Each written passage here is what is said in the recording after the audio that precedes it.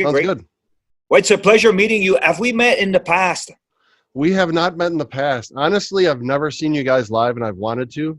Yeah. Uh, you guys played M3 on a year that I did not go. So, Ah, but yeah, yeah, yeah. but my buddy did Yeah, I did a go. couple of times, Yeah, I'm but actually not yeah this year. I think that didn't happen, did it? No, it didn't happen.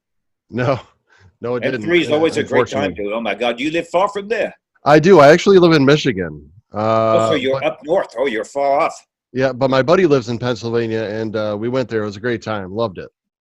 Oh, it's Yeah, fantastic, dude. Fantastic. yeah. I Always a met. great time. They really, you know what? They really know how to treat the bands. Oh, The do they? fans are always in a great mood. Last year we got rained out, but still, it's a great facility. It's a beautiful place. We love doing this place. Yeah, Fantastic. yeah. M3 is cool, man. Yeah. It's I went there on a year that I love George Lynch. I think he's one of my favorite Oh, fantastic. guitar Yeah, players, fantastic. and he is just they played one of my favorite songs, River of Love, and I Yeah, was just that's right. I'm a drummer too. I'm in a band called 40 Wise, Oh, you are. and yeah, Who, and who was I was playing with the George? he was the original lineup. Oni was there. Yeah, Only was there. The River of Love. Fantastic. Who was playing drums then? I think it was Mick, but I'm not positive. Could have been. Yeah, he could have been. But it was a great show, and for them I was on the hill, and I was just kind of jamming along and singing it, and they called me Yeah, out, yeah. which was kind of cool, So So you play drums? You play in the band? You play like weekends professionally, or how's I that? wish I wish my brother. I got 5 kids, so Oh man, you know. yeah, that's tough. 5 kids, Yeah, a lot yeah. of. Oh my God. You got any kids, Pat?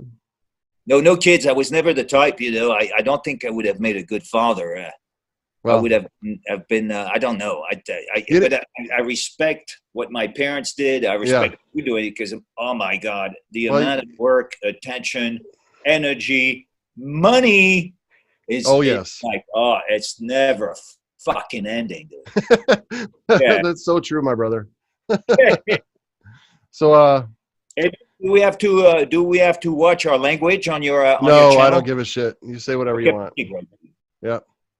My channel is not made for kids, so you say whatever you Okay, want, my great, man. great. So I'm just gonna do a little intro here, and Yeah. is it whenever we feel like it's over, if you need to go, just let me know, and we'll wrap it up. So Yeah, I got a good 30 minutes. all right, cool, sounds good. All right, so let's do it here. All right, we're gonna do a 3, 2, 1. Hey, let's try that again. 3, 2, 1. Hey, everybody, this is Steve Edwards from rockstages.com and the band 40 Wise. Today, I am here with Pat Fontaine from XYZ. In my mind, Pat is a legend, and we're going to get to a few reasons that I think of that. Number one, one of the songs was in the top 100 of Billboard. That is a tremendous accomplishment, my friend. Also, you lived through the 80s and the Sunset Yeah. Strip. And So, survived and still alive. right, right. So, So, Steve, it's a pleasure meeting you, seeing you, and talking to you. Thank you for having me. Of course, always a pleasure. yes, thank you for joining us. We really appreciate it today. And so I just wanted to go over a little of your background. I know you were from France and you Yes, moved to LA, right? yes, yes. Born in France. When I was a teenager, about really the late '70s, early '80s, I heard "Running with the Devil" Yeah. from Van Halen. A friend of mine had the record. I heard it, and I said, "Play that again, play it again, play it again." And I thought, I need to do this. I need Right. to do this for a living. And I looked at the cover, and I thought, that's California. I got to go there. And that's it. It was done. And I got on. I got out of Europe, went to California, and just kind of baby stepped my way up, I guess. I don't regret a minute of it. France was a very pleasant place. Yeah. Of course, the food, the wine, the lavender fields. It's really hard to beat, but not for what I wanted to do. I wanted to play in a band. Yep. You wanted to be the rock star, and Yeah, I just wanted that lifestyle. It was not so much the exposure. It was just the lifestyle. right, Stay up right, all night, the girls, the drugs, right. the booze, the never-ending party. I got to Los Angeles in 1983. A teenager, nothing in my pocket. I had a bass with me that eventually I pawned for rent. And we slept on the beach at first. We didn't have a place to stay. We Really? slept in the car for weeks Okay. and weeks. Eventually, you start to meet people, and you know how that goes. It takes a while, but man, we started from Venice Beach, outside of Los Angeles, and eventually we got an apartment, and we had like 10 people sharing the rent because that's the only Sure. way we could afford it. That type of thing was fantastic. Of course, Hollywood in the 80s was a magical place. It was Hmm. just unbelievable. You could see Motley Crue at the Whiskey. You could Oh my see God. Guns N' Roses at the Troubadour across the street. You could see Poison and Rat and all those bands, playing on weekend. It was just a fantastic place. We all went to the Rainbow after the shows, and everybody was there. Paul Stanley and Axl Rose and Wow. just sit and talked and had a few beers and a few laughs. And everybody went home with the pretty girl at the end of the night. It was an era where things were a little bit more incorrect, if you will. And I it think was they were more relaxed. so relaxed. It was, Yeah. I mean, just fun, right? yeah, it was fun. Dude, I grew up in the late '80s, Yeah, and I yeah. feel the same way, my man. I don't think. Do you think it could ever go back to that? Just being fun I instead of all don't this know. PC stuff? I don't know. It's you can't stop culture. Culture is like a thing that morphs as it goes. Sure. Perhaps it cycles and comes back. I don't know, because in some ways, some of the '60s are coming back. In some kind of weird kind of hippie like thing. With the granola movement, all that. It did come back a bit. I'm Yeah. hoping the '80s come back full swing, but it's also a different era because now you're dealing with a lot of stuff we didn't care about. There was the AIDS was there. Right. There was an HIV thing in the air, but nobody really. It was not really present like it is today. There's no COVID, of course not. COVID That sure shut everything down, is didn't it? madness day. So God. today's a different day. Yeah. I think you got to adapt to your environment, and that's fine. But man, do I miss the '80s. I don't know where you Oh, were in the '80s, I but was. Yeah. Hollywood was just this magical place. It was unbelievable. There was kids coming every day arriving at the Greyhound station on Hollywood Boulevard. People that came in with guitars and basses that wanted to just play in bands. In fact, we met our guitar player just like that on Hollywood Boulevard. He had put his guitar in a shopping cart. He was pushing in down the street, not knowing where to go. And it was starting to rain, so I told him, hey, you better cover up that guitar here. And so that's how we got started. He was like, well, I don't know where to go. And, it was a very relaxed time. Even though Hollywood back in the day was not as safe as it was today. Today is like Disneyland. But back in the day, it was a little funky. We had a lot of prostitutes on the street and drag queens and drug dealers.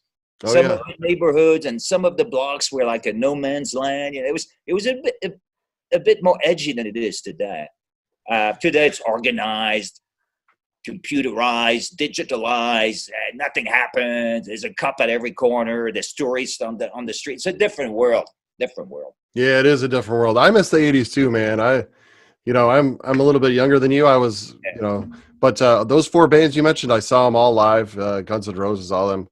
I do wish I would have seen you guys. And I'll tell you what, I listened to your second album Yeah. in the whole thing today while I was on my morning run.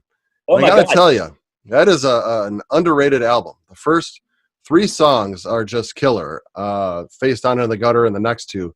And I got to tell you, your drummer on the second song, man, near the end, what a killer fill. I mean, I was like, holy, Like, Yeah, yeah, wow, great you drummer. know? It was a good record. And, I think it was released at a difficult time. Yep. Seattle, Nirvana was on the air. It was a bit of a time where we were shifting from heavy metal to grunge. Yeah. In fact, we toured with Soundgarden and Alice in Chains. We're on the road with those guys, and eventually they Nice. became the bigger name. It was a different time, and I guess again, it's all about timing in life. I think that Yeah. record could have been a little bit more successful, I suppose, for lack of a better word. But at one point, if you were not from Seattle, nobody wanted to talk to you, as you remember. Yeah. Yeah. The Well, Hollywood scene was kind of a thing that people didn't want to be associated with. It was a shame because there was still a lot of great music coming out of Hollywood. oh, absolutely. Yeah. I mean, all the bands. See, I like the grunge stuff too, but my favorite, my heart, my soul is always going to be with hard rock. And, What? a Yeah, couple of reasons are because number one, the music, but number two, sometimes there was a blues influence, yeah, there like was. Yeah, your song H Boogie. That for song sure. was awesome. Loved it. I love listening to it today. I put it in my rotation. So, H Boogie, great guitar tone. I remember yeah, that. There's a bit of a story about this thing, and it goes back to George Lynch a little bit. really. Uh, well, the first record was produced by Don Dokken, of course. Yes. So they are just kind of broken up, but in the studio, all the George Lynch equipment was there. So we played on his equipment for quite a while. And on the second record, where we did H Boogie, we were still good friends with Don. So we borrowed some of that gear. And the Really. sound, man, the sound of those amplifiers they had was just fantastic. And I still listen to H Boogie as a reference point for sound. The sound of that guitar, man, fantastic. Yeah. Yeah. I was very impressed by that song and by you guys. And, I wanted to ask you Yeah, after that album, um, I know you guys put out another album, Letter to God. What yeah. happened? What did you guys do between that time and now? When Terry did Letter to God, he called me. He said, "Hey, do you want to make a record? I got this situation, And I thought, well, let me hear the songs you got because, I typically write all the lyrics, and I did write the lyrics for Terry. I just thought, honestly, Terry, I told him, I said, it doesn't really sound like an XYZ record. So, by all means, do it. You're an artist. You can do what you want. There's no Sure. rules. There's no regulations on whether you want to change style a little bit or not. And so I didn't play bass on that record. I was not involved with it. I didn't tour that record because I thought it was too different. Uh, Okay. I was really more into the Face Down in the Gutter era, Yeah. which is very bluesy, simple, warm kind of thing. Yeah.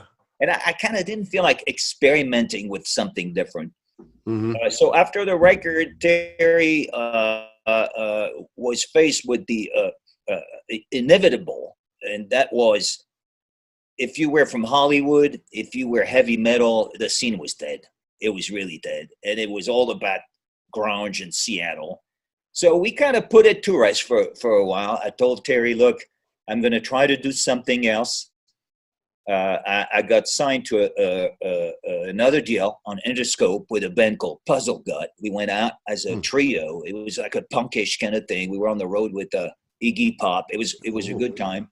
Terry started to do a lot of voiceover for the studios and a lot of cartoons and movies, things like that. We all kind of took a break from the XYZ era, if you will. It was, I think it was needed. It was a time where really that kind of music was not feasible on the radio. I agree. So Yeah. touring was difficult. You couldn't get any money from a promoter. They didn't really want to pay bands like us. Hmm. And it was kind of a long stretch. In fact, I want to say almost 10 years. The first time heavy metal or that kind of music, hard rock from the Hollywood years kind of came back was really 2007 for the very first Rocklahoma, the first festival in Oklahoma, in Pryor, Oklahoma, that kind of put that music back onto the scene, really, to be fair. The promoter, I forgot his name, but he's the guy that just said, here it is. I want to book bands from the 80s. Yeah. So we did Rocklahoma in 2008, I believe. Mm-hmm. And I was very scared going there and going on stage. I was scared. I thought, you know what? Nobody knows us. We're off the radio. We're not in the charts. I was very nervous about signing that contract and going up to Oklahoma, which I thought was in the middle of nowhere. Mm-hmm. And it's surprisingly enough, when we got there, the place was packed, and we had people in the audience with Inside Out banners. Oh, yeah. And I just thought, man, I guess there's still a lot of people out there that kind of want that kind of music. So we stayed with it. We went on the road after that with Twisted Sister for a couple of weeks. And it kind of started to come back. The 80s were kind of back in some ways. Yeah. And then since that, 2008, which is more than 10 years ago, again, Mm-hmm. we've been kind of doing the festivals and the shows. We did quite a bit of touring in Europe. Sweden was really good. Scandinavia was really always good to us, so we did quite a bit of that. We go once a year. And then with this COVID business that just really kind of surfaced about a year ago, we thought, you know what? There's no touring, so we can't earn a living out there. There's no shows. So Sure. we thought maybe this is a good time to sit down somewhere and maybe write new songs. Awesome. So that's what we're doing today. In fact, we're in Denver, Colorado. Yeah. Where we have a rehearsal facility here. We always come to Denver for that. And we're writing, putting songs together. What we're going to do with it, I'm not sure. But Really? started the process. So you're not sure if it's going to end up being a new XYZ record? I don't know. We were not really certain. We don't have a specific, we don't have a label today. Nobody has a label. So there's nobody breathing down your neck, which is kind of refreshing. You know who our label is? CD Baby, right? Yeah, you're right. It's kind of, that's what it is. YouTube is the new. Right. Okay, all right. So we might press it. We may put it out there. I don't know. We're still in the birth of writing the songs. Terry wrote 5, 6, 7 songs, and I have to sit with them and put the lyrics to that. Sure. And then we have to rehearse, we're all set up. We have the drums, I have my bass is here. We're going to do that next couple of days. We're kind of doing it a little bit every day. Sweet. And we'll see where it takes us, Yeah, that's awesome, man. That's great to hear. I personally would love to hear some new music from you guys. Yeah, that'd be something. It's been a long time. Hey, even if you don't release it, can you send me a copy? Yeah, we can make a deal. I'll talk to you when it's all over here. All right, sounds good. So, I'm kind of curious. You've been on tour with a lot of bands. I did not know that you toured with Alice in Chains, but I did see that you toured with Ozzy. Yeah. Was he like the craziest dude on tour?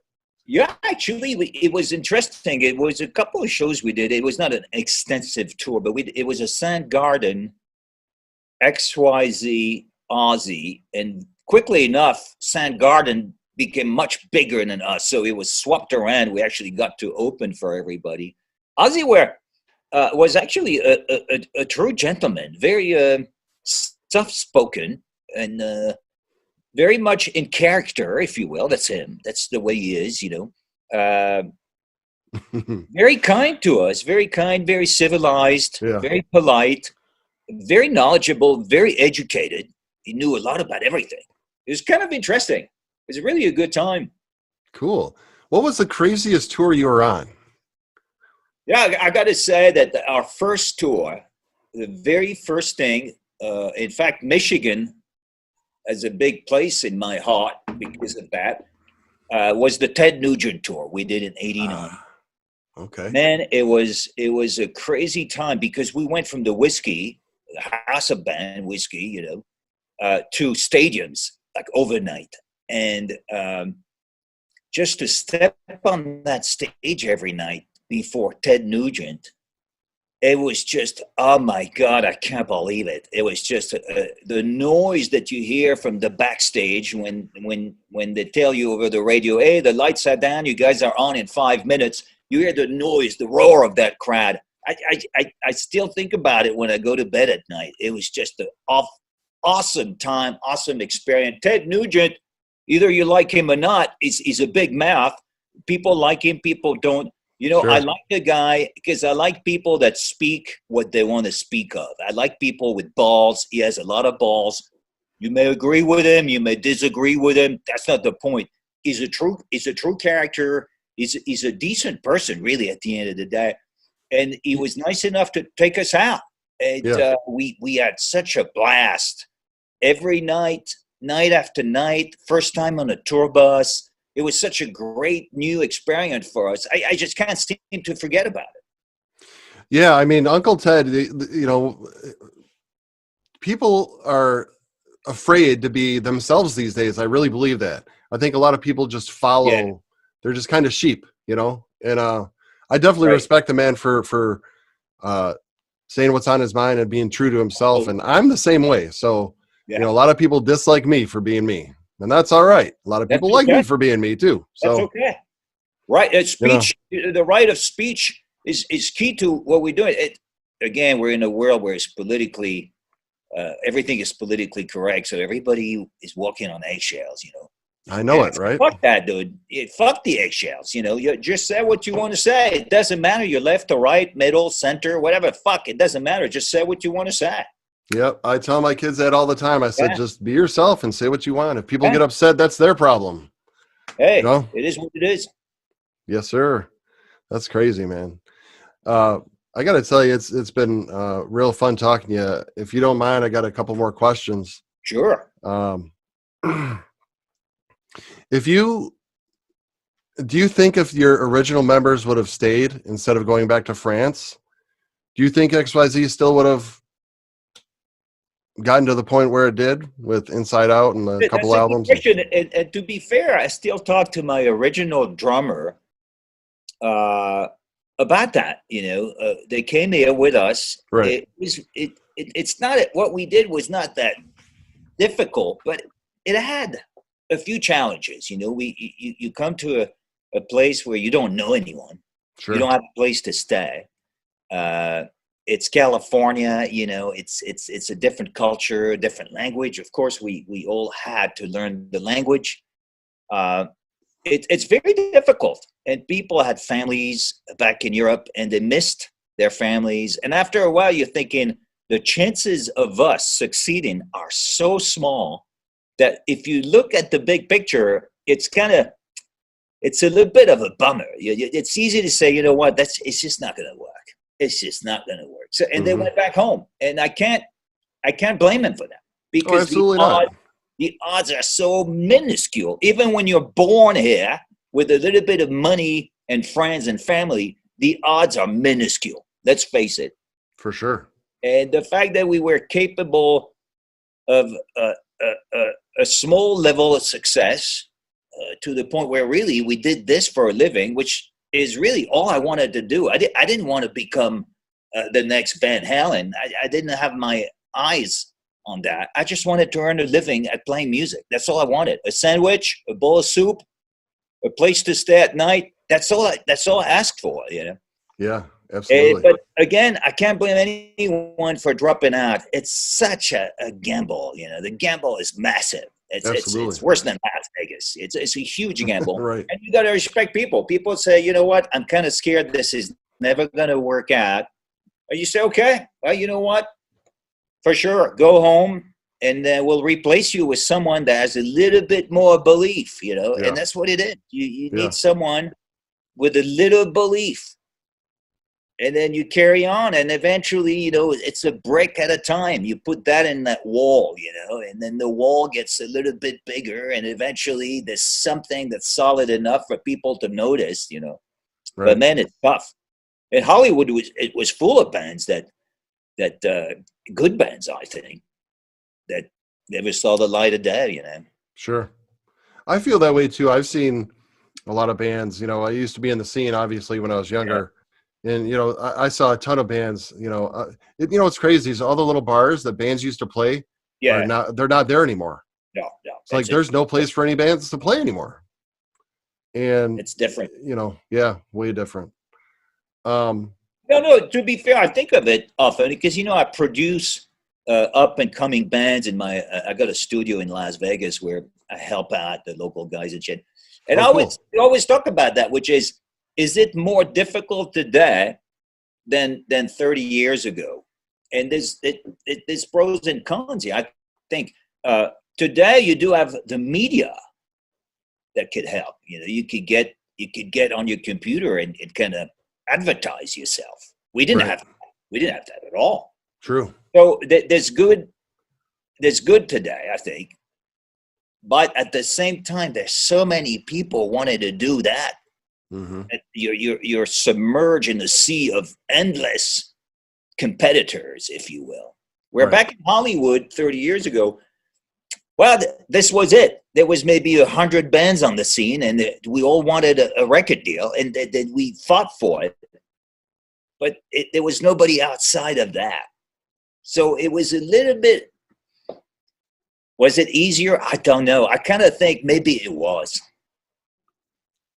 Yeah, I mean, if you were talented, like obviously you were, I think it probably would be easier to get found. Actually, talent is also a little bit of a thing that it's very hard to define. I always think, man, showing up on time, that's true talent. I always told my drummers that, your talent, if you have any, is going to be to show up on time. Are you picking up on drummers? Yeah, drummers are kind of known for that. They don't show up on time. And then when you're booking a rehearsal space, Oh, for sure. you're paying for it. And then you only get 2 hours because after you, there's another band coming in. Right. We were always in line with other bands. We rehearsed on Sunset Boulevard where the Guitar Center is. And it's a place that belonged to Ronnie James Dio and his wife at the time. And we were always in line with LA Guns and Poison and Warrant. We took turns, 2 hours, 2 hours. You got to be on time, dude, because Warrant is coming up. Hell yeah, you do. That's funny. That's funny. What's the favorite song that you've written, whether it be with XYZ or just by yourself or I got 2 songs that I really thought were a little special to me. It was Souvenirs on the first record and Off to the Sun. Those 2, for some reason, they're a little less commercial, if you will. They're a little more sophisticated, lyrically speaking. We were tossed in a time where we had, in order to succeed, to follow a little bit of a gravy train, if you will. So I remember the record company, the Capitol, when we were signed to Capitol, we presented the songs to them. They were like, well, I don't understand this song here because this is, what is it? The lyrics, what is it? And I can't try to explain to them, well, I want to talk about this. And they were like, no, you guys got to talk about pussy. It's all about pussy. Talk about pussy. And and they did a line of Blow, and it was all cocaine and pussy. That's what it was. And it's all fine because that was the era, And Motley Crue was on the radio. It's all about hookers and blow. That's what it is. Girls. Right. So when the wild side. We wanted to do it a little bit. And in fact, I talked to Mike Tramp about that from White Lion because he was very much into, let's not do pussy no more. Let's do something a little bit more sophisticated. And I admire Mike Tramp for that because it was a time where it was almost impossible to sing about something else. It was really hookers and blow. It was the era. Now, today's a very different story. Very different story. Absolutely. They want you to write something sophisticated today. Yeah, it's funny. And because as a writer, sometimes you want to get out of your cookie thing. You want to say, hey, let's try something a little bit different. And we always wanted to do that. So today we're capable of doing that. And that's kind of a little bit of fresh air, I think. Yeah, absolutely. It gives you a lot more things to write about and something that may be more passionate and meaningful to you. That's right. That's why I picked those 2 songs. Souvenirs was written about the fact that we left Europe and we kind of missed it. We we often thought about going back to Europe because this is where we're from, and sometimes it's very hard to uproot yourself and never think about the past. So I think about Europe all the time. And then Off to the Sun was something that was completely about space exploration and going up there and to the stars. And I always wanted to be an astronaut, really. So it was something I wanted to write about. Yeah. That's it. So the rest is really, oh baby, come home with me tonight. And that's fine, because that was the times, you know. Right. We're still a little bit doing that today. We still write a little bit about baby, come home tonight. Yeah. But we try to inject a little bit more of true feelings, true human feelings, you know. Well, I know what you're talking about. One of our songs is called "The Climax." So, I mean, There you know. You go. You know, I got to tell you, I recently listened to your demo album, and I can't believe this song didn't make the record. "Can't Get Over You." Can't Get Over You. That's funny. This is a song we actually did, I believe, for Japan. In Japan, when they release a record, the CDs are quite expensive in Japan. So they demand from the artist an extra track or two. So we did that, I think, for Japan. So it was released in Japan. And we played it live for years and years. In fact, we still play it live as an acoustic number. Nice. Can't Get Over You was always good. I think it was rejected by the label because it was too acoustic. Oh my God. Yeah. What a mistake. That would have been a hit. Like back in the day, telling you that would have been a hit. Well, thank you. I appreciate that. It's a great song. It was always fun to play. And we still play it live. Wow. Well, I'm looking forward to this coronavirus ending, and, hopefully you guys come to Detroit, and hopefully I can see you guys play. Yeah, I'd love to play Detroit. I mean, Detroit is of course, we played the Ritz, and I'm sure it doesn't exist anymore. No, I don't. You know what? I don't think it does.